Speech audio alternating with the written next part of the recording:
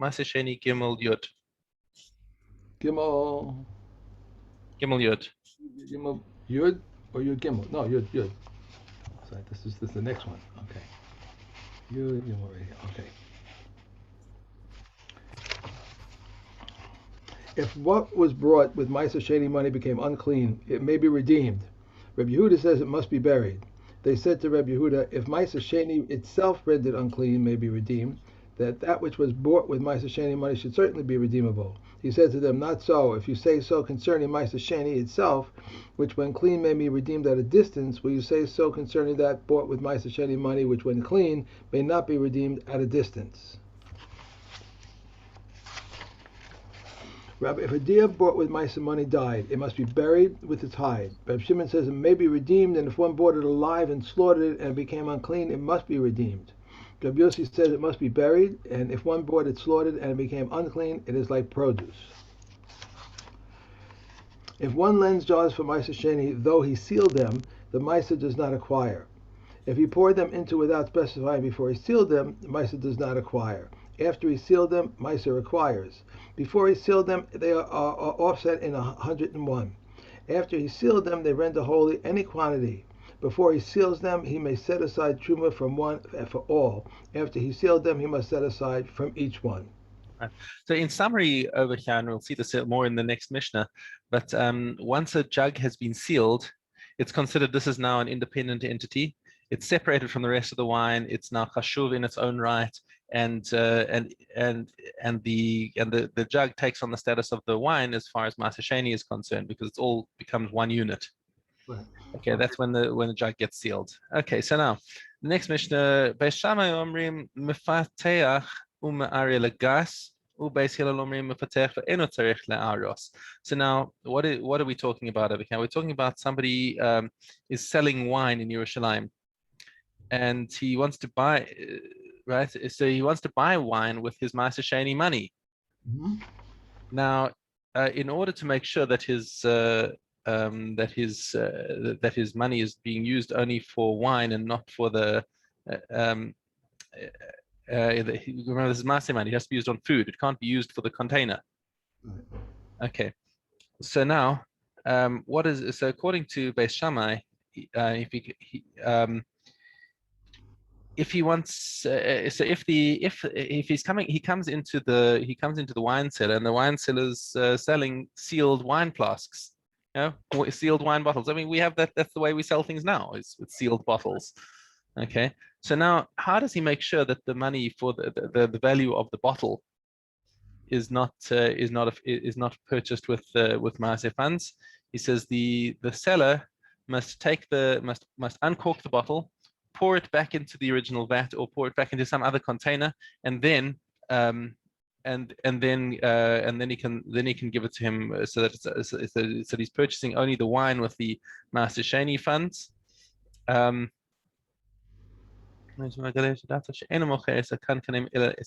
So he's only selling, show that he's only selling the wine, not the container. This is, I suppose, in times when you didn't just take your bottle and chuck it in a recycler, where when you don't have mass-produced bottles, then the jug can be actually pretty useful to reuse afterwards.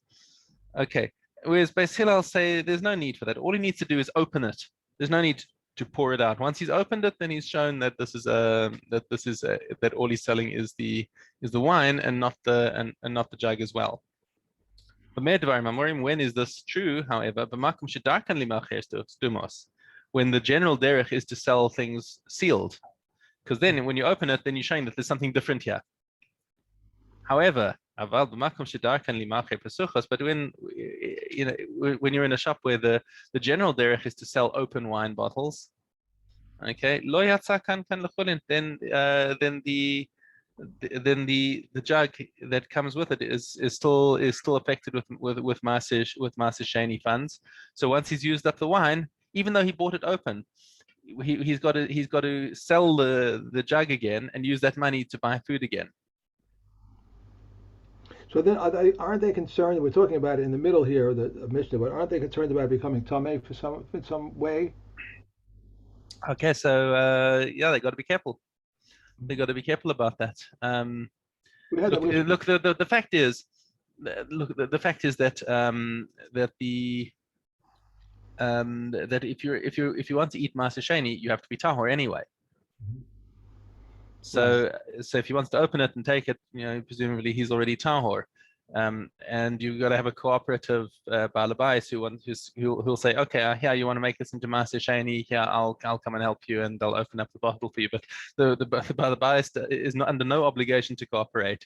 You can say, no, I sell my bottle sealed, and if your flask becomes Maaser Sheni, that's your problem, not mine. We had those Mishnayos back. It was a different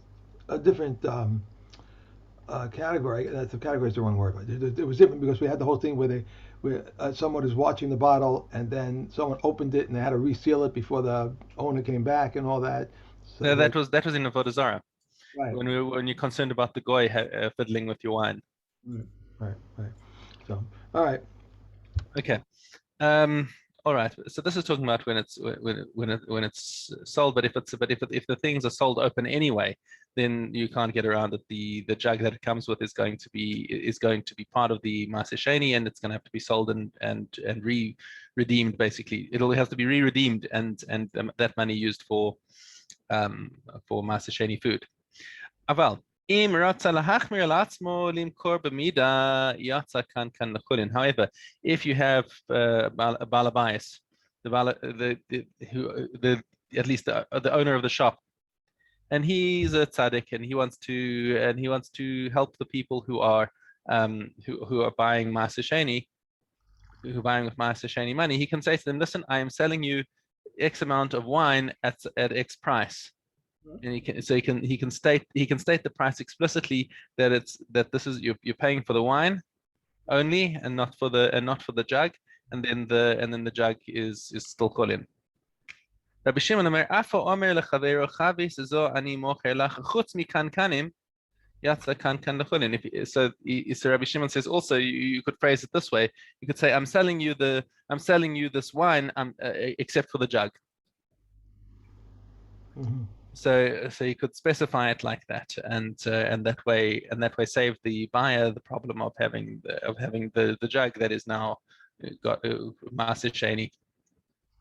Okay, Perek Daled. Hamolich Peros Maaser Sheni mimakom hayoker lemakom hazol. Now we were talking. I'm sorry, I didn't interrupt. But were those jars were they usually glass, or they clay claris, or? I doubt there would be clay cheres, because clay cheres is they decay, and they would you'd get bits of clay in your wine. That doesn't sound like a good idea. Right. They would probably have been glass or metal. So they were probably expensive if they were glass. Yes, exactly. It wasn't easy to come by, so. Yeah, no, it's a very good ha'ara. It's that you're not going to. I cannot imagine that they would keep wine in a porcelain. It's not even porcelain. It's coarse pottery. It doesn't sound like it would do well with wine. Yeah, I don't think so. Okay, I'm sorry.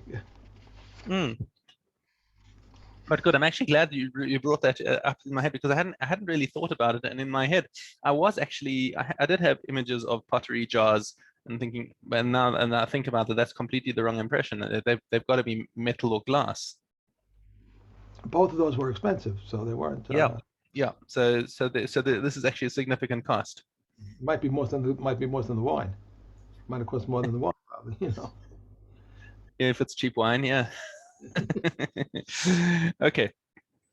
Hamolich Peros Maaser Sheni mimakom hayoker lemakom hazol. So he has a farmer but we're going back to the beginning of the cycle again, where he's just taken his chumas and masros, and he's got some Maaser Sheni produce, and now he wants to know how to redeem it. Now, if he hasn't redeemed it, and he takes it from a place where it's expensive and to a place where it's cheap, or vice versa, okay. Podehu kashar makomo. The redemption is at whatever the value is wherever he redeems it. Right. Okay. Maybe Paris min hagorin la'ir, if he brings his produce from the threshing floor to the city. Obviously, in the city, he's going to get a better price for it than if people have to come to his threshing floor. Okay. So v'kada yain min hagas la'ir. Similarly, jugs of wine, if he sold them in his vat, then it would be a lot cheaper than if you sold them in the city. Hashvach l'sheni. So the gain in value goes entirely to Maaser Sheni, which means that if he would have sold it at 1 dinar in his vat, then he has to redeem it for 1 dinar if he does it at home. But if he takes it into the city to redeem it, then he's going to have to redeem it for 2 dinars. So the entire gain goes to Maaser Sheni, and now he's got 2 dinars of Maaser Sheni. And the expenses that he had to take it into the city, that's as a deduction from the Maaser Sheni value. Rose at that important point. Okay, he can't take it out of if the Maaser. If the expenses of taking the produce into the more expensive place, that's on his cheshbon. He can't take that as a deduction from the Maaser Sheni value. Okay, put in Maaser Sheni kashar hazol. Now, when you redeem Maaser Sheni, you use the lower rate. What does that mean? At the wholesale price, not at the retail price. Okay. So, and when he's changing money, then it's according to the value that the money changer pays when he not when he's and not how much he takes it sells it for later. So in other words, in both cases at the wholesale price at which the retailer or the money changer buys, not at the price at which he sells. Okay, so there is a little cooler for Maaser Sheni. The ain put in Maaser Sheni achsara, and when you do a redemption of Maaser Sheni, you can't do it by estimate. Mm-hmm. Okay, you've got to know the value, and you've got to redeem it for the exact value. Es shedamav you're doing, if it's something where the market value is well known, yipate al pi echad. We've got in brackets here aid echad, a witness. It doesn't, and I think that's probably it's probably a mistake because you don't need a specific like a witness. You just need I suppose aid echad. It doesn't really matter whether he's called an aid or not, but it doesn't have to be an aid. It doesn't have to be somebody who's kosher aidus even. Like if it's a woman who's an expert on how much this is worth, then you take her word for it as well. So it doesn't have to be somebody who's kosher aidus. Okay. But it just has to be you need somebody who knows the price, and then once you know the price, one person tells you how much it's worth, then you redeem it for that price. There's ein damav you're doing now. If it gets a little more murky and it's not clear what the value is of this produce, yipade al pi shlosha, then you need 3 people to give you the bounds of how much it should be, and probably what you'd do is take the median between them, take the median of the 3, and say what al pi shlosha sochrim b'pkim b'shuma.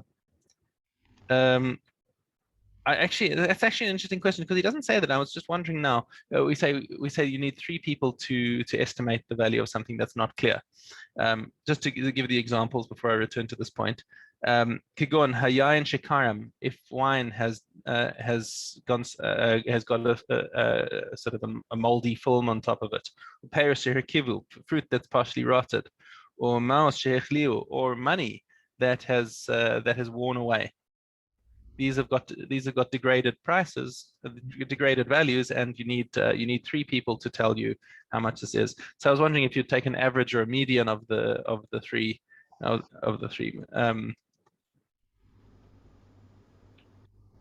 It doesn't say. Yeah, it doesn't say. But if I were making the rules, I would make it a median. Rather than average, because if you have one person who's like totally out of left field and gives a completely ridiculous answer, and the other 2 are fairly close to each other, then chances are that the one in the middle is the one that's the closest to the reality. Okay. Chazara Aleph Vav.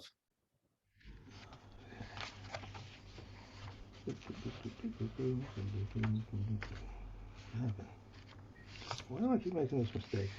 I put it in the wrong place. All above. Okay. If a seller of Maaser Sheni and one of Chulin, no, that's wrong. What did you say? You said. Okay, we're in Maaser Sheni. Yeah. You said Aleph. Aleph Vav. I was doing bait. If one bought cattle in error, the money must be returned. If wittingly, it must go up and be eaten in the place. But when there is no temple, it must be buried with a tithe. One may not buy bondmen, bondswomen, land, or unclean animals with Maaser Sheni money, and if he bought, he must eat for its equivalent. One may not offer burnt offerings of men or women who had a flux, or burnt offerings of women after childbirth, or sin offerings and guilt offerings bought with Maaser Sheni money.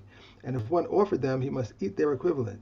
This is the general rule. If anything other than food, drink, and organ have been bought with Maaser Sheni money, it must be consumed. Maaser Sheni serves for eating, drinking, and anointing. For eating, which is what is usually eaten, and for anointing, which is usual to anoint. One may not use anointing wine or vinegar, but one may anoint with oil. One may not spice Maaser Sheni oil. One may nor may one buy spiced oil with Maaser Sheni money. However, if one may spice wine, if honey or spice fell into it and increased in value, the increased value is according to the proportion. If fish was cooked with Maaser Sheni leek and it increased in value, the increased value is according to its proportion. If Maaser Sheni dough was baked and increased in value, the increased value is attributed to Maaser Sheni. And this is the general principle. Where the increase is recognizable, the increase is according to the proportion. But where the increase is not recognizable, the increase belongs to Maaser Sheni. Okay. Okay. Trimos Zion Dalet.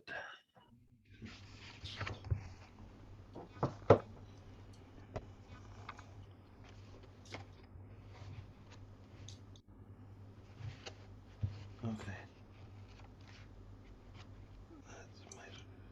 Truma. Which one did you say? Zion Dalet. I'm right here. That's right where I am. This is the general principle. Wherever the value plus a fifth is repaid, the repayment is truma. If the priest wishes to forego, he may not do so. And whenever the value is repaid but not the fifth, the repayment is chulin. And if the priest wishes to forego, he can forego. If there were two baskets, one of truma and one of chulin, and a saw of truma fell into one of them, it is not known into which it fell. I presume that it fell into the one of truma. If it is not known which is of truma and which is of chulin, and he ate one of them, he is exempt, and the other he treats as truma, and is liable to chala. So says Reb Meir. Reb Yossi exempts. If another person ate the other one, he is exempt. If one ate both, he repays the value of the smaller of the two. And if one of them fell into chulin, it does not render it meduma, and the other one he treats as truma, and it is liable to chala. So says Reb Meir. But Reb Yossi exempts, and if the other one fell into another place, it does not render it meduma. If both fell into the same place, it renders it meduma in proportion to the smaller of the two. Okay. My base.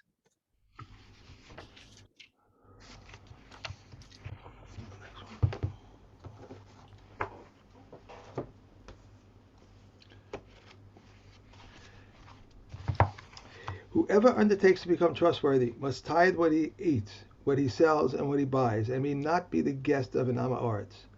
Rabbi Yehuda says even if one who is the guest of an Am Haaretz is considered trustworthy, they say to him, if he is not trusted regarding himself, how can he be trusted regarding what belongs to others? Interesting. I wonder what Rabbi Yehuda was thinking there, because lichora, that's a it's a very shver kind of statement. If he has to be trustworthy on himself, and how can he be trusted if he eats at somebody who is not himself trusted? Interesting. Okay. The sentence before says he may not be the guest of an Am Haaretz. Right. He buys and what he sells and all that. Then he says even if one who is the guest of an Am Haaretz is considered trustworthy. That's Rabbi Yehuda's opinion. Right. They said to him, if he is not trusted regarding himself, how can he be trusted regarding what belongs to others? Whoever undertakes to become a chaver may not sell to an Am Haaretz anything moist or dry, nor may he buy from him anything moist, and he may not be the guest of an Am Haaretz, nor may he receive him as a guest in his garments. Rabbi Yehuda says, nor may he breed cattle, or be prone to making vows, or to jesting, nor may he defile himself by the dead, but he ministers in the house of the study. He said to him, these do not come within the principle. So at the beginning, when they're talking about a chaver may not sell to an Am Haaretz, that's still Rabbi Yehuda in there. Am I correct? No. The beginning is the Tanakama, and then comes Rabbi Yehuda at the end of the Mishnah. Right. Okay. I was just saying. I said that only because he was saying the same thing before. So, all right. The sages do not require the bakers to Well, separate. the first Mishnah was talking about Neman, just somebody who's trusted with Demai and Tuma and Tara. Okay, but a chaver is a different level. He's considered a much more trustworthy than just somebody who's stam neman. Now, what do we say is a chaver who's makbid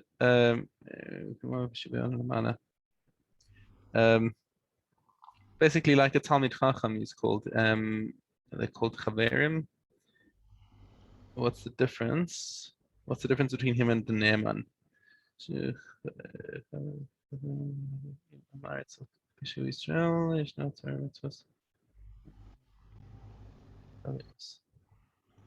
In neman actually becomes a chaver.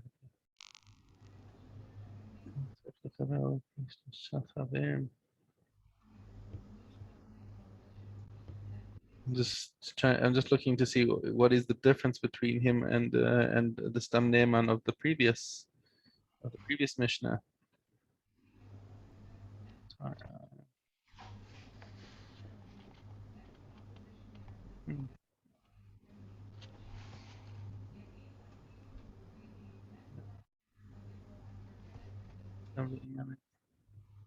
So the Neman.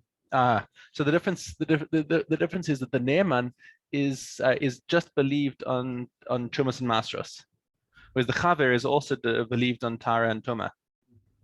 Okay. Okay, the Kahati. Okay. The sages did not require the bakers to separate anything except the quantity for Truma, Maaser, and Challah. Shopkeepers may not sell demai, and all who supply large quantities may sell demai. Who are those who sell in large quantities? Wholesalers and grain dealers. Okay. All right. The Goim. Vav Aleph. Okay. If two baharas, one tameh and one tahara, spread from one to the other. Stop. We're in Vav Aleph. How can this be wrong? Do I have the wrong thing? Because we didn't do them together yesterday, so you might be. Okay. Vav Aleph. Mm-hmm. I'm completely off. I don't understand. Because Did you do the Chazara yesterday after I left? Yeah, I don't understand. Oh, because. Oh, man.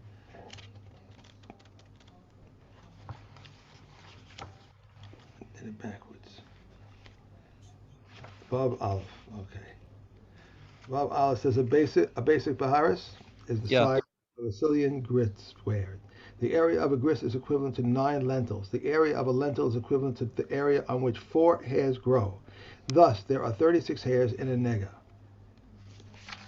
A bahara is the size of a grist that contains a mikla of the size of a lentil. If the bahara spread, it is tameh. If it receded, it becomes tahor.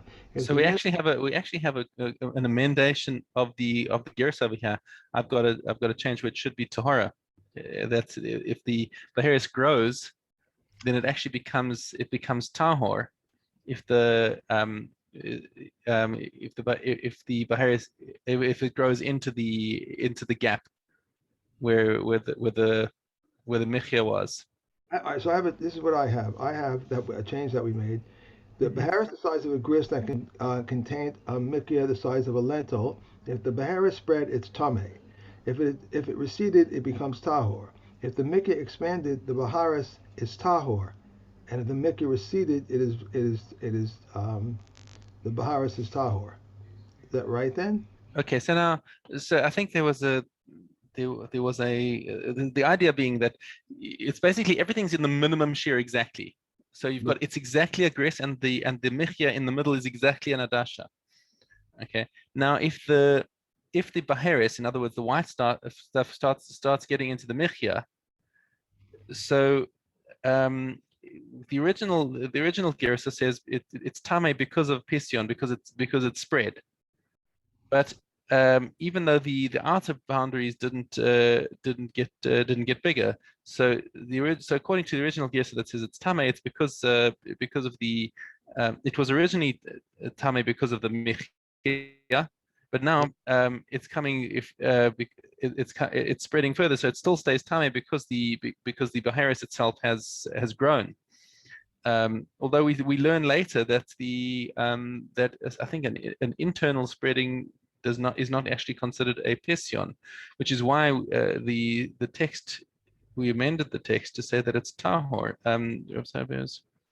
Let's see, but why doesn't it say? The Bahara spread. We definitely said that there was a nakat kamtan. What? I'm pretty sure that so there it is. He says later, Harris Tahora. No, wait, there was definitely a change in the text because I wouldn't normally have changed the text unless I saw something that says not to do it. Okay, Nismata Tahora. If it got smaller, it's tahor because it's okay. Rav Michya, if the Michya got bigger, I have its tahor. Rav Mapashim again kan tahora. Oh no, you know what? I made the emendation in the wrong place. If the Beheris got bigger, then it becomes tame. So the original one says tame, but the last sentence is Rav Michya tamea. So this should be tahora. If the Mickey expanded, the Baharis is Tame, and if it receded, the Baharis is Tahor. Right, and if the Michya got bigger, if the healthy skin in the middle got bigger, then most people change that to be Tahora.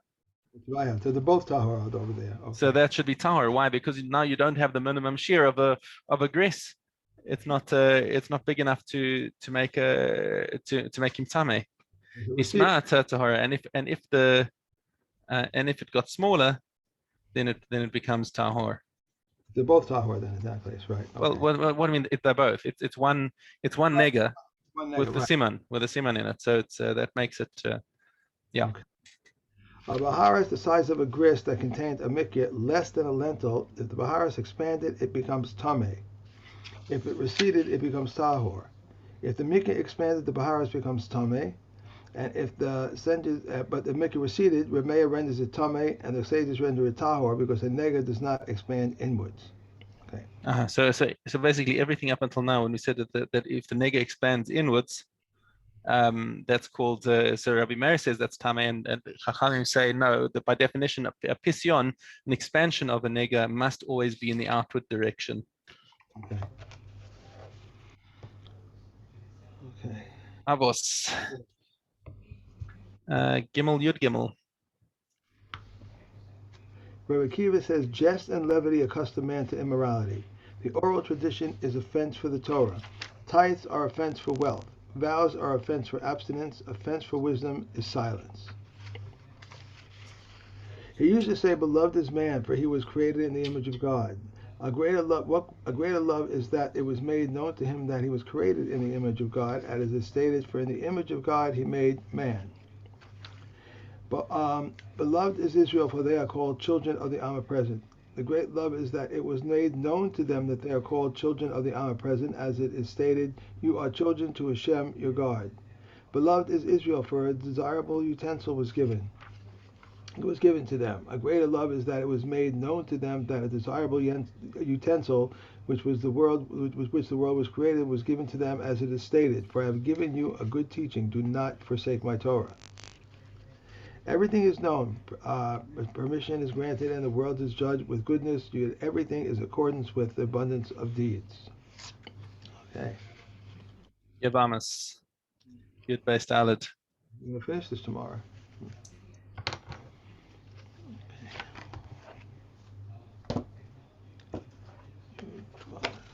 Okay.